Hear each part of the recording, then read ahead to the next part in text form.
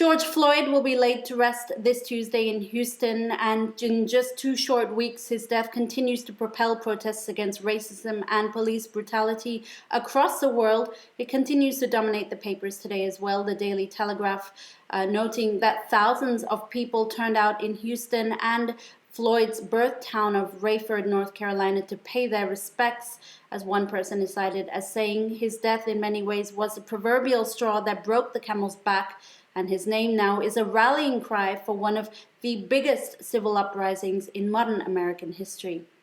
His death has also triggered demands for police reforms and in some cases to defund the police, as was the case in Los Angeles.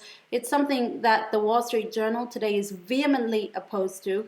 The editors of the conservative journal reminding us that crime in major American cities was already on the rise before Floyd's death. Defunding the police, I quote, risks a return to the high crime era of the 60s and 70s.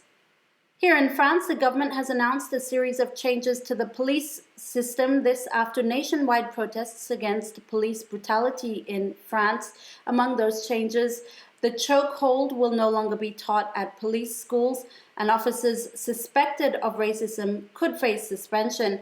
But it's not to the liking of the left-wing paper Libération today. The editors there arguing that the measures are too limited and don't address the issue of racial profiling. Finally, George Floyd's death has not just triggered a reckoning in the police profession, but also the world of journalism.